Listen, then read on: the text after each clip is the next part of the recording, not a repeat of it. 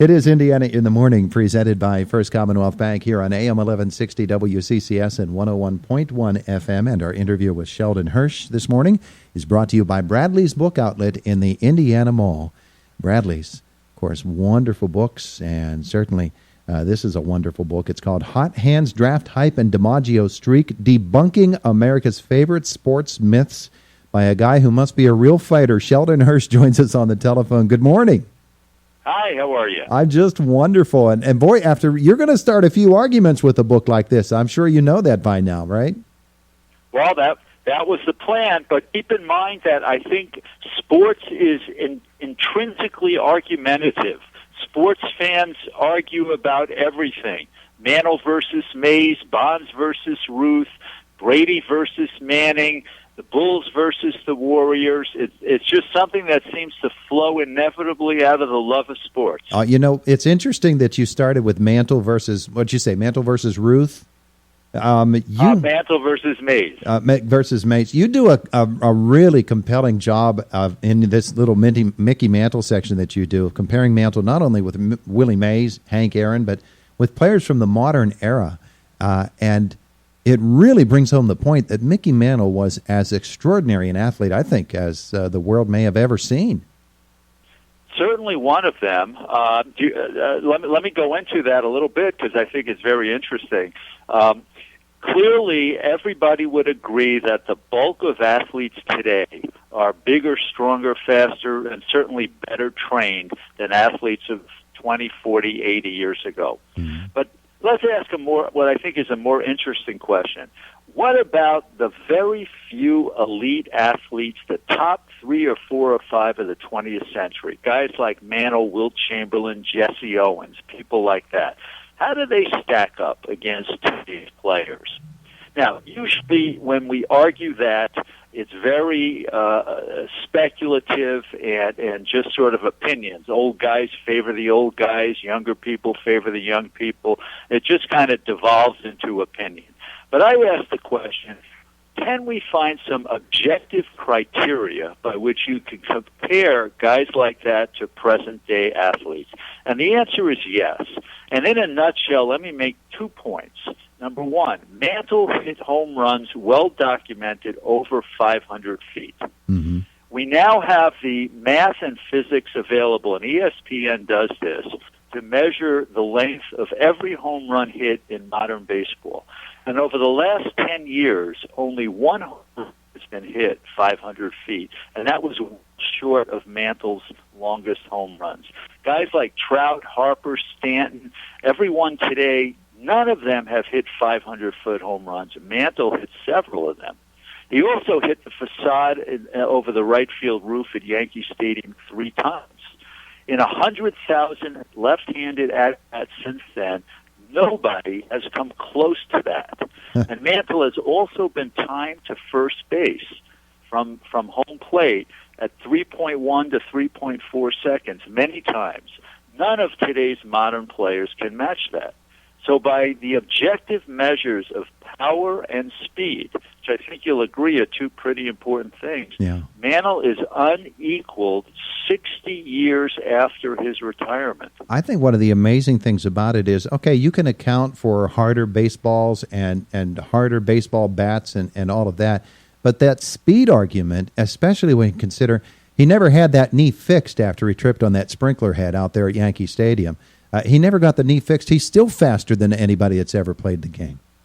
Yeah, that's an amazing thing about Mantle, which is that he almost certainly in the incident in the World Series where he went after Willie Mays' fly ball. He tore not only his MCL, but not only his ACL, but his MCL, and he never got it reconstructed. So guys today, we hear a lot about ACL injuries, and they get fixed, and a lot of times, sometimes they come back near what they were. Sometimes, like, for example, Derrick Rose, they clearly lose a lot. But Mantle played the bulk of his career with an unreconstructed ACL injury. That's kind of amazing. Oh, yeah. It really is. And it's not just baseball. And DiMaggio's streak is what you lead off with, and that's an amazing argument as well. And you can on and on and on with the baseball arguments. But your book, Hot Hands, Draft Type, and DiMaggio Streak, get into other sports as well. I'm interested especially in the NBA and how difficult it is, and you do it from several different angles, how difficult it is to officiate in the NBA. For a lot of people, it's made the NBA unwatchable. But it's a fascinating argument you make.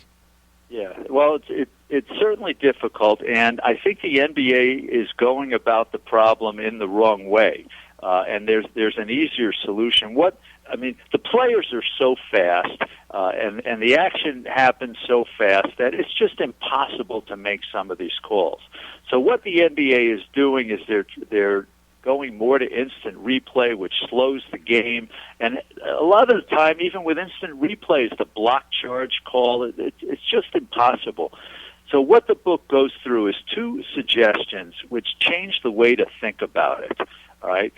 Instead of more and more and more review, what we should do is think of ways to make the referees less important so that if they make a mistake, that it doesn't ruin the game. For example, yesterday, LeBron James fouled out of a game in overtime on an absolutely phantom call. Mm-hmm. Well, why do we have players foul out of games? Years ago, the ABA had a no foul-out rule. Players stayed in the game after their sixth foul. Well, if you had that, then when a referee makes a terrible call that fouls a player out of a game, it wouldn't have the impact that it does now. So the book goes through a couple ways that we could look at the problem, not by imagining that the refs could all of a sudden be supermen and make these calls all correctly, but to reduce the impact of missed calls on the game. I think that's a better way to go about it. Yeah. It's the book itself, as you go through there, you really make us think. And I don't want to end this interview without talking about something that you include at the very end, and that's the story of Muhammad Ali. And what an amazing story it is, what an amazing fighter he was, and what an odd way we have at looking at sports heroes. And Muhammad Ali he really embodies all of that right up to the end of his life, doesn't he? Yes, and I think that it really was logical to close the book out with Ali, because the book not only debunks sports myths, but it also celebrates sports greatness. So there are stories about Mantle and Ruth and Unitas and Chamberlain that really celebrate sports, that celebrate our love for sports, and also the heights to which athletes can go. And in many ways, I think you can't have a better note than Ali. And specifically what I talk about is his fight with Frazier, which is they both said was the closest thing to death any of them had that they had envisioned. The courage, the spirit, the ability that both of them really went through as they pummeled each other.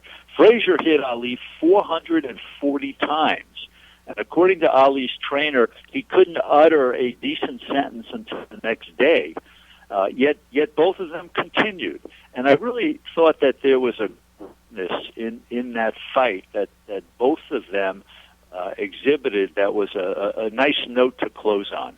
And it's interesting as well because it really brings home how it is that we think about sports, that maybe Muhammad Ali would not have been such a compelling figure to light the Olympic torch in Atlanta had he not gone through that, and had he not suffered the medical setbacks that he had, and how the world just seems skewered somehow by some of the things that we put up on a pedestal, and well, it's just a great read on something at an angle that we had not ever considered before. As you have gotten reaction to this book from people inside the sports world and out, what are some of the things that you're hearing about it? Well, the nicest thing that I've heard is that it's a page turner and that it makes people think. Not necessarily that everybody agrees with everything that I said or argue, and that would really be impossible because I pick only controversial areas where people have strong opinions, and I don't expect everybody to agree.